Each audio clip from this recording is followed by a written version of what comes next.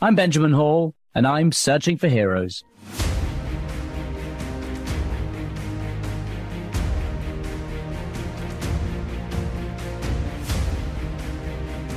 Well, welcome back to the podcast, everyone.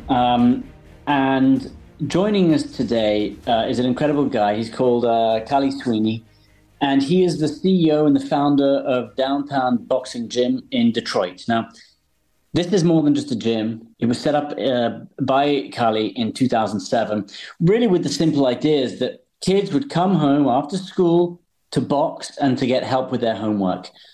But here we are all these years later, and thousands of kids have come through this. And it has become this incredible center that picks people up who need help. It puts them on a path. It teaches them everything they need to know, has incredible systems. It gets great jobs. And speaking to Khali, it's all about learning how if you work as a community and you look out for those who need help, then you can build better things. And it's a great example of what you really can do in a community. Now, Khali himself had a difficult time when he was younger. You know, he was dyslexic. He couldn't read or write. He was involved in crime. He was surrounded by people who were being killed and locked up. And what's fascinating is to hear the point at which he decided he needed to turn. He needed to be part of the community and go and build better things. And that's what we're going to talk about today. And again, I'm really grateful you could join us. Thank you. I wondered if we could start off by talking, first of all, about, what it was like to grow up in Detroit, in the community you're in. And then we can talk about, how you set up Downtown Boxing Gym. Growing up in Detroit, we had a lot of people who migrated to the city from the South and places like that. And so they had these pockets of communities where everybody came together. I can distinctly remember the family that raised me, they were all from the South, and they found other people from the South, and they would all tell these stories about, growing up down there and moving here and getting these good jobs in the factories. So we was always in this community environment. And, I grew up listening to the blues. I had like an old soul as a young man. I was listening to the blues, all the greats and stuff like that. And so after a while, I realized, and I saw it, I started seeing the manufacturing jobs go away, and I started seeing the struggle get real for everybody. And it was a tough time. But city of Detroit, it was tough city. We all, band together and did what we did. I grew up on a block where the lady across the street, she would literally come outside and say, "Hey kids, this is what we doing today. We cleaning this street." And we would get out there and pick the weeds out the cracks of the concrete. So, and it was no option. If we were cleaning the curves, everybody, parents were like, "Hey, get out there, you guys cleaning the curbs." So I grew up in that kind of environment like that. But unfortunately, I had dyslexia as a child, and I didn't know it. And so I was struggling through school, and I didn't know how to ask for help. And so I would act out in school, and that led me to, getting labeled as a problem child. And so that made my life a lot difficult. Yeah, and look, you've spoken a lot about sort of the troubles that you experienced when you were younger, and also about how that's influenced your mission, with DBG. Could you elaborate a bit about your life before DBG? Yeah. Before that, like I said, I didn't know I had dyslexia, and I didn't know how to ask for help, and so it would manifest itself in different kinds of ways. I would be argumentative, or I would be disruptive, and just trying to get the focus away from the fact that I couldn't keep up with the rest of the kids in school. And so they created and painted this narrative for me that I was a bad kid. I was just, I was traumatized by my situation of not being able to read and write. And so I would just act out. It would manifest itself like that. And so they labeled me as a bad child, and they would just kick me out and send me home. And so in sending me home, I got real creative. I would be outside building clubhouses from scratch and building stuff that I wish we had in our community, because we didn't have that type of stuff then.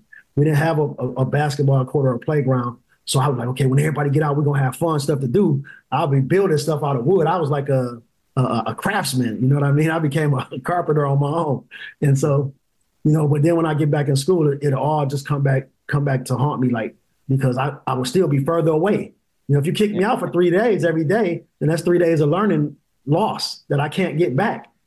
Do you still find that now if you look at schools? Do you think they're understanding and really helping the kids who need it, or is there still a lot of work to do in the schools?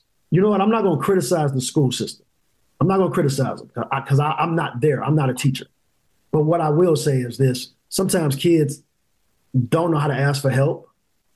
They don't feel comfortable. They don't feel, sometimes they don't feel heard themselves, and they don't know how to get this help. And so it's just a disconnect. We got to find the connecting points. Like at DBG, we use an hour of play to really connect. You know what I mean? We use an hour of hanging out with a person. After you hang out with them, laugh and joke a little while, then they'll tell you what's really going on. You can start asking the critical questions. We use the sport as the icebreaker to a bigger conversation, because my whole goal is not to create an athlete. My goal is to just use this as an icebreaker for a bigger conversation so we can figure out how can we come support the school systems. We're not trying to compete with the school system. We want to support to make sure that every kid has a chance, if that makes sense. Yeah. But I mean, I guess what's fascinating is that, you didn't know how to ask for help when you were younger, but you did eventually figure that out. And what was that process like? Like, how did you learn to do that? And in turn, that's obviously something that you now teach the kids as well. But how did you learn how to do that? I learned from my brother, my older brother, who just recently passed away. But my older brother, he had a unique way of seeing things. Like I was so entrenched into the community, as far as like, okay, they said I'm a bad kid, so I'm gonna be a bad kid. This is the culture that the teachers at that time had created for me. They kept telling me I was a bad kid, so I said I'm gonna accept it wholeheartedly, and I'm gonna just be this bad kid, since this is the label. But my brother, at some point in time, he saw that, and he asked me. He said, "Do you understand that the rest of the world don't live like this?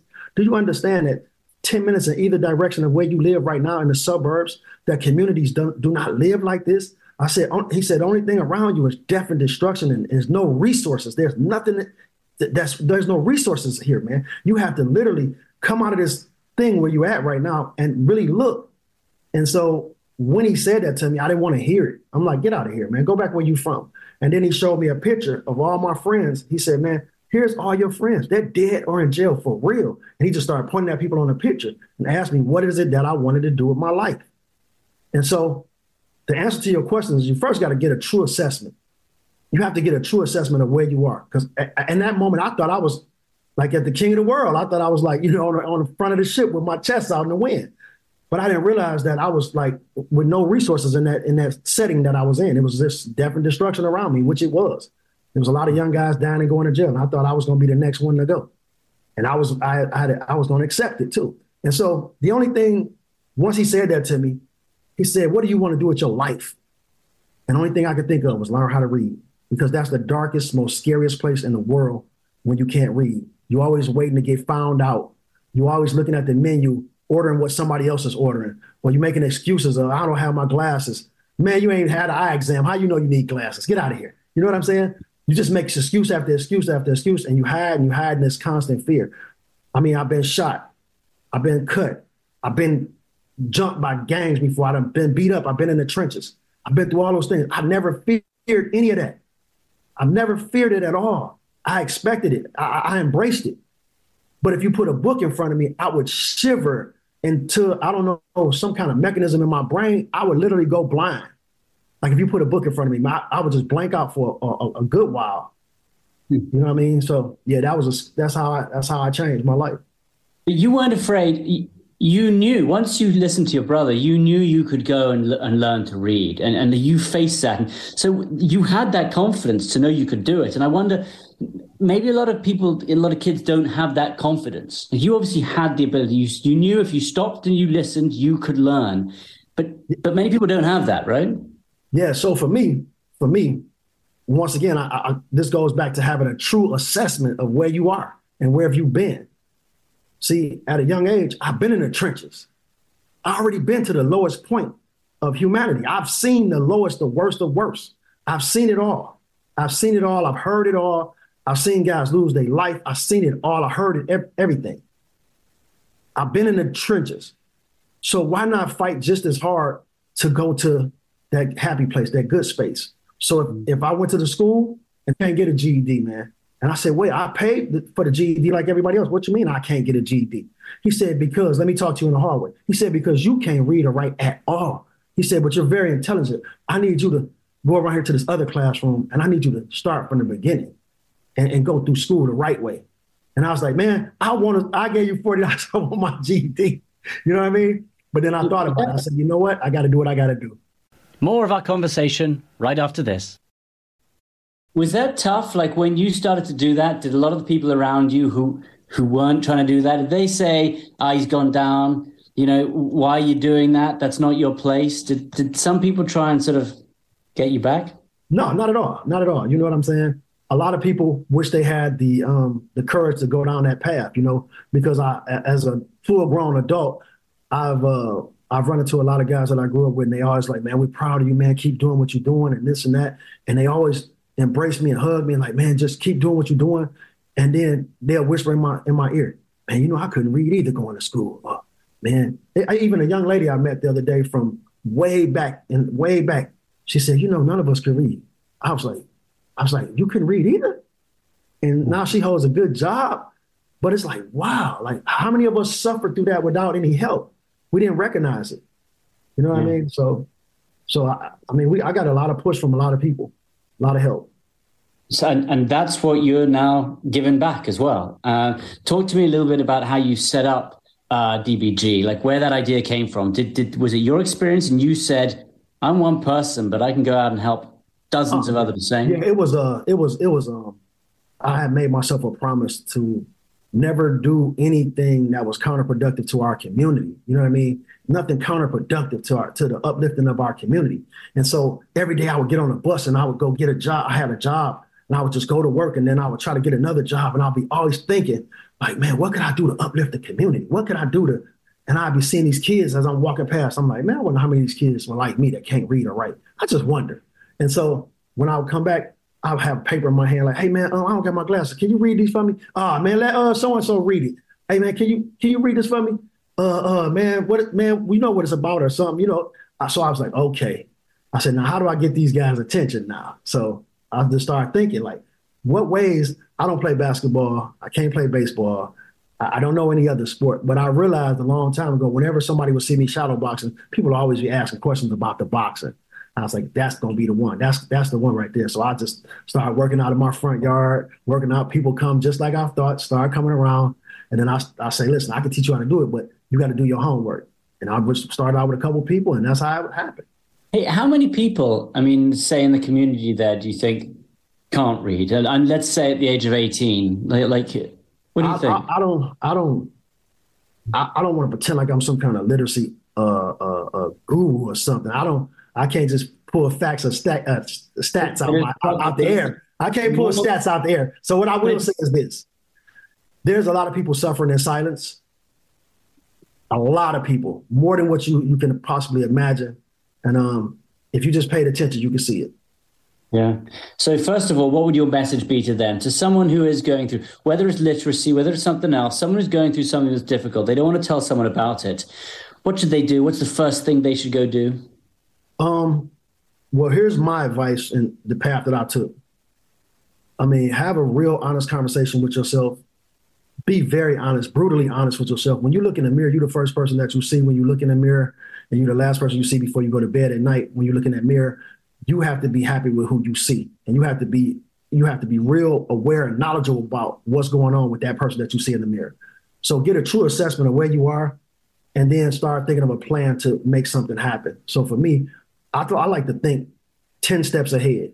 That's just even if I was the smallest thing, like getting gas at the gas station, I like to think 10 steps ahead, even to that.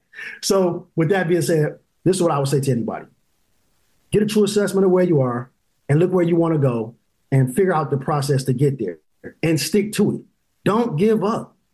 Don't give up. It's gonna be hard, but don't give up. You know what I mean? If you work out at the gym, that's hard. That's a hard workout. It's hard. It's gonna be some pain afterwards. But when everything is said and done, you get the results that you've been looking for.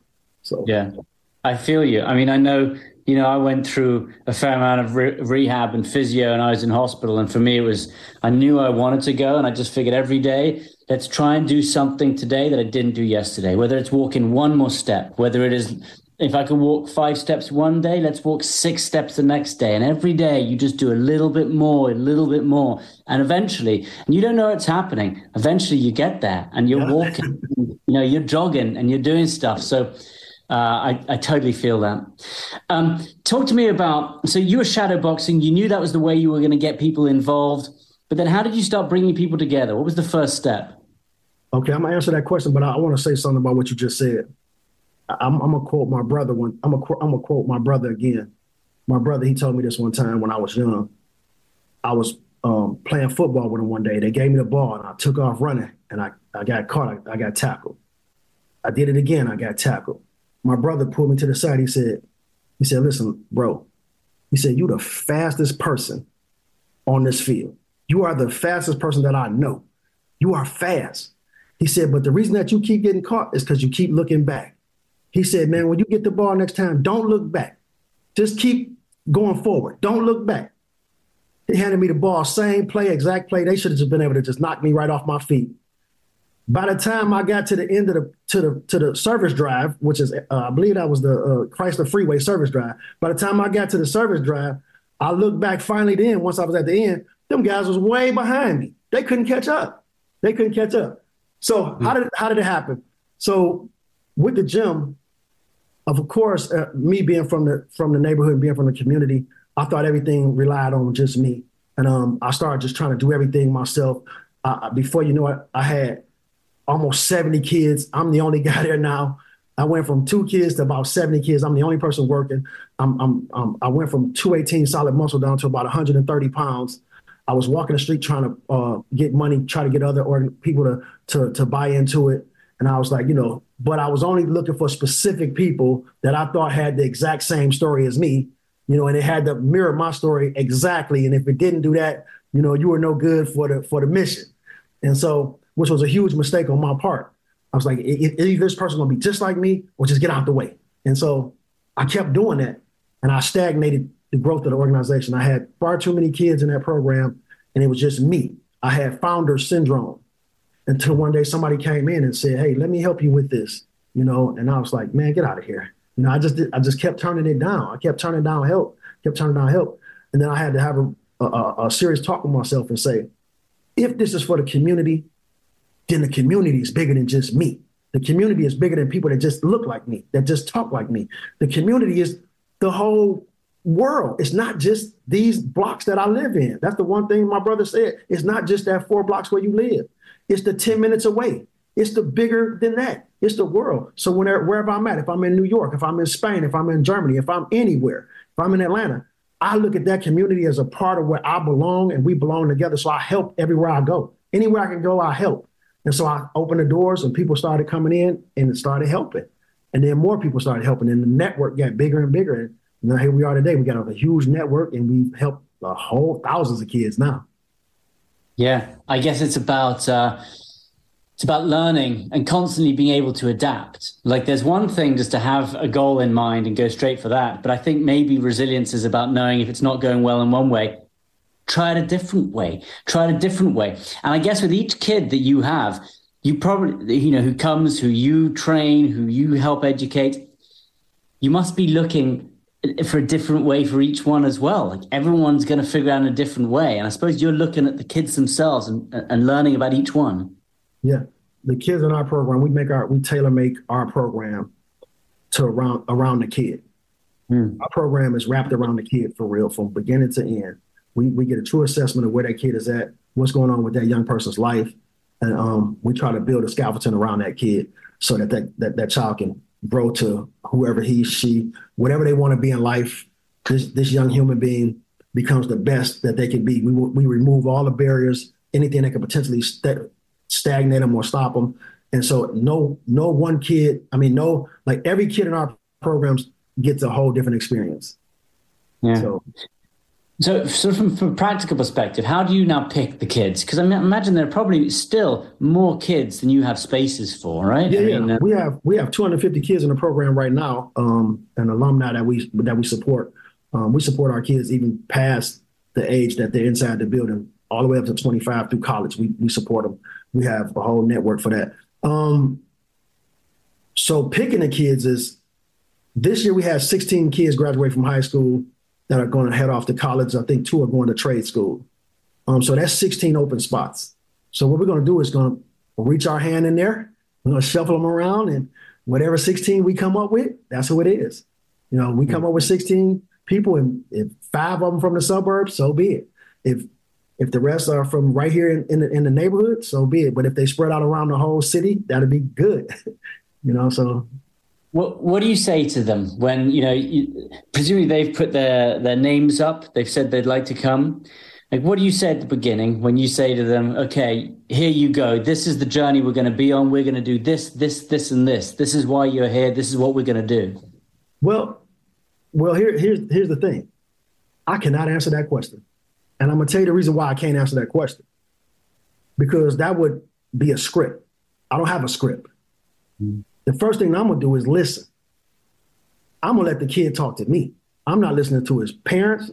I'm not listening to his guardian, his grandparent, or whoever. I don't care. However the kid got there, I want to listen to that young person talk. I want to hear that young person's voice. And from there, we're going to have a conversation, a two-way conversation. Not me as some adult trying to tell you something off the top. No, I'm just going to listen to what that person has to say. We're going to build around that. Yeah. So that's just how it works. So tell me a little bit about how you actually physically built it, first of all, because you had these kids at the beginning, you reached out to the community, they came to help, but then you actually, you got your gym, you got your garage, you started physically building it. So what was that process like? It was a lot of trial and error. I can tell you that. Yeah. It was a lot of trial and error. Early on, we got some pretty good people involved. Jessica Hauser, our PR team, we got ourselves together financially, got a true assessment of where we were financially. When people came in and really wanted to support, we made sure that they were mission aligned with us. We don't just take checks. We want to make sure that you're mission aligned. So once we made sure that everything was together, we definitely do what we say we're going to do in the community. We visible in the community doing what we say that we're going to do. We work hard at it. We have trust amongst our parents and family. And so from there, we started a process of building. Like, okay, what do you guys want? What do you see that a necessary need? We found out it was culinary. So we made sure that we had food going on. We made sure that the food, I can distinctly remember a young person, he was training every day like everybody else. He was training hard, but he was getting weaker. Every time I saw him, he got weaker.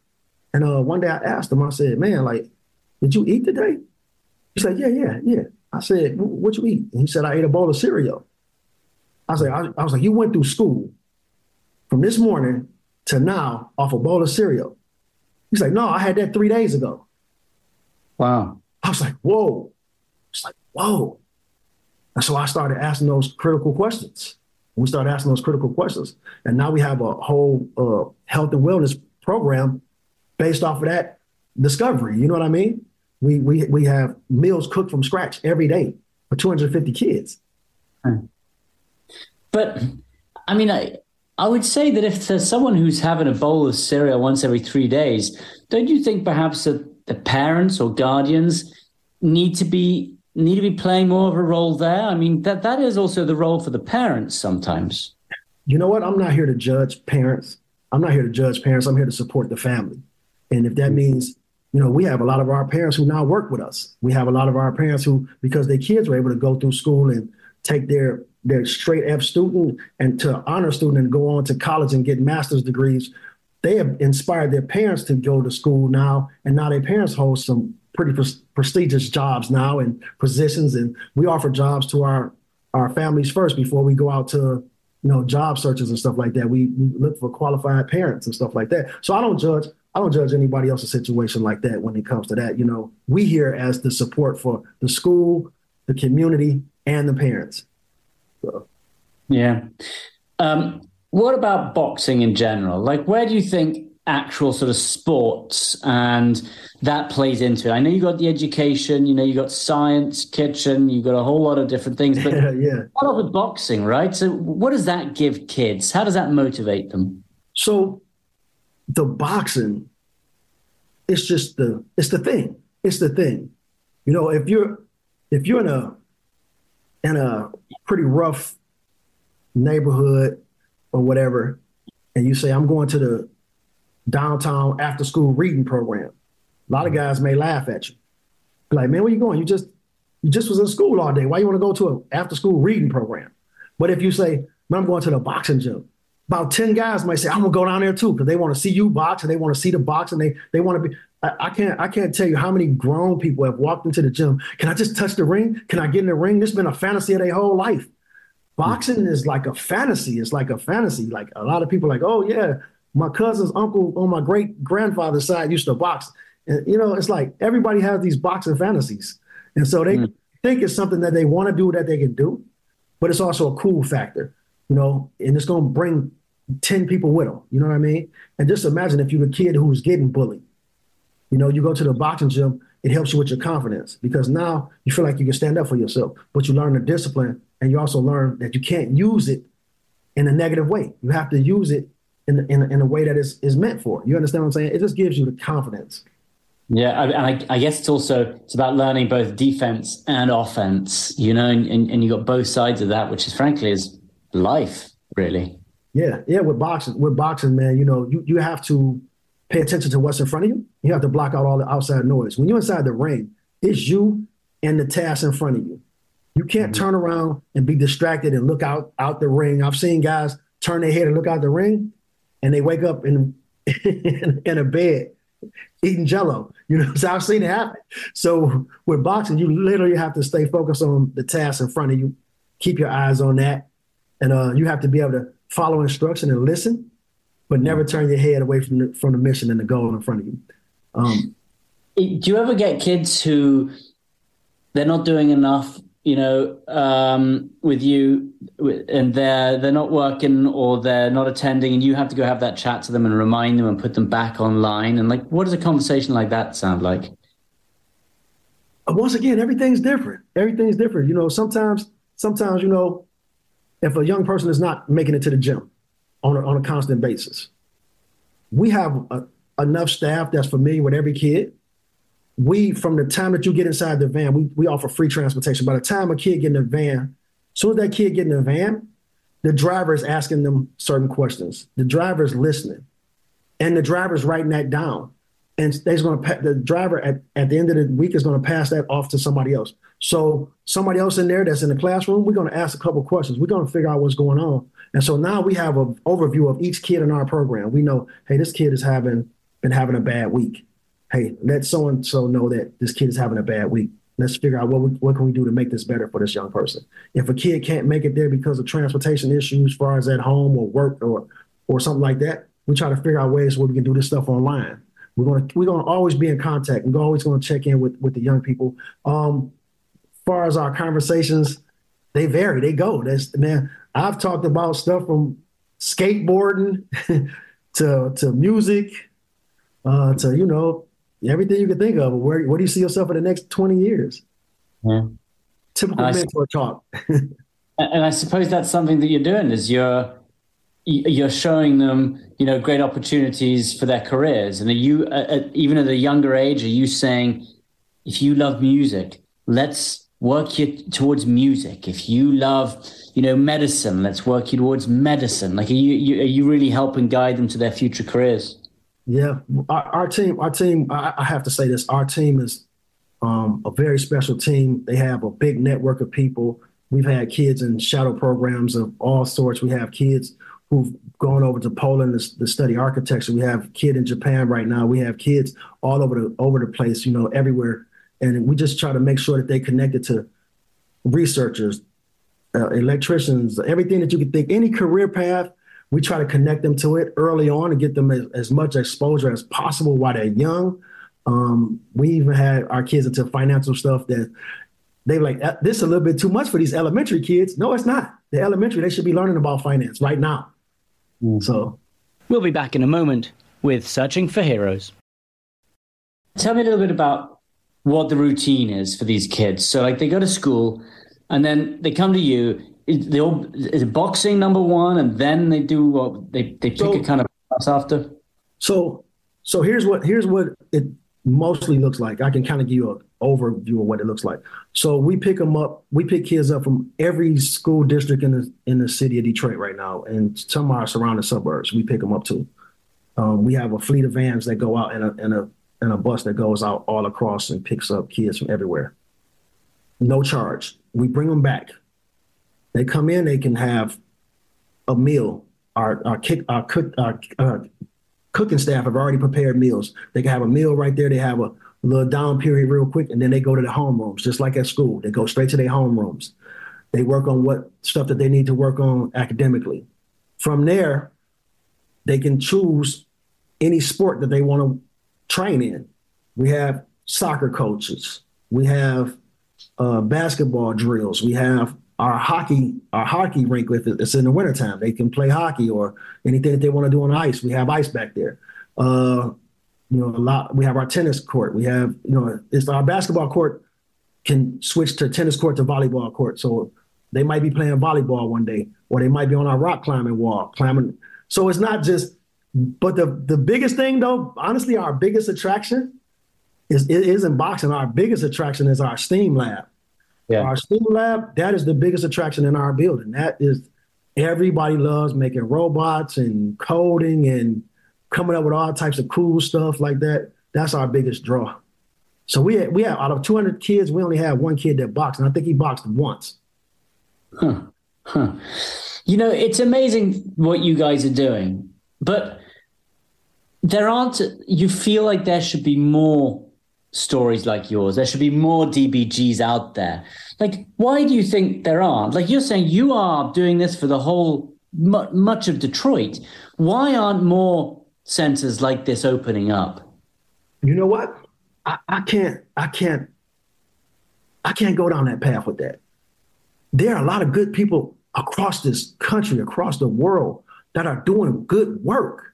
And so when I go to these conferences, I don't go to a conference to hear all these people on stage. I go to the conferences to talk to the individuals that's out there in these neighborhoods and in these communities. And I just go there just to sit sometimes and listen to these people talk, because it motivates me to go home and work harder. It's people working hard in every city, in every state, in every country. It's people working hard. But the reality of it is finance. Finances dictate what happens. And a lot of times the finances are not there. The heart is there, the will is there, the need is there. And sometimes, in a lot of cases, they don't have the know-how. They don't have the know-how to make it bigger. You get what I'm saying? They don't have the know-how to make it bigger. And it's a lot of people like us, we bumped our heads along the way for 17, 18 years now. And so we reach out to other organizations and we talk to them about how they can make it bigger. So where would your finance be coming from? Like, if someone wanted to set up something like yours, but finance was a problem, they didn't know how to get going. Are there grants? Is it donations? Like, what's the way? That's everybody already knows. It's grants. It's all that. Everybody knows all of that. Everybody knows how that goes. This is no new secret. This is nothing that I invented or anybody. We all know that. But it's organizations like ours and others who have been from that beginning starting point. I spend a lot of time on the phone talking to other organizations that call me, and I literally sometimes will stop my whole team. I'll stop the whole team and be like, hey, listen, okay, we're going to sit down. We're going to have a crash meeting with this organization that's calling us right now. We're going to talk them through. They're having a crisis. And so I built a lot of friendships with a lot of organizations across the country. They'll come and we're like, we got a crisis, let's go. And our team will work with their team. And I just like doing that type of stuff. I like having that kind of, that's fun, solving problems. You know what I mean? With our team, we get together with other organizations and we just try to make it happen. Because at the end of the day, we all working for the same team. Do you feel like it's the same team, or do you feel? I'm going to ask a bigger question, I suppose, about America. But is it the same team, or do you feel that your community isn't getting as much support as perhaps other communities, and do you feel that there is something lacking there, even at the government level? What I'll say is this: nobody knows the need if you don't tell them. If I can't tell you face to face what's going on, you don't know. Like I didn't know. I didn't have an assessment of where I was at. So sometimes the people who hold the strings, who hold the money and all the purses, they don't know. They so far removed, they don't know. They must know, right? I mean there's not. I don't know. There's much money they waste on surveys and this and that. Like, it's not like they're not seeing. I mean, I can't answer that question. That's one of them questions I can't answer, because I'm gonna tell you like this: if you're around me, I'm gonna tell you. I'm gonna tell you exactly what I need. If you're right here next to me, I'm gonna tell you exactly what I need. And it's a lot of guys. Let some of these organizations, let their voices be heard. Let their voices be heard. You know what I mean? We gotta keep knocking, and we gotta keep telling. We gotta keep doing the work. Our work is speaking for itself. Our work is gonna be heard. When our communities, we uplifting our communities across the country. We are uplifting our communities across the country. Our voices will be heard. Mm-hmm. You know what I'm saying? We just gotta keep going. We gotta keep working.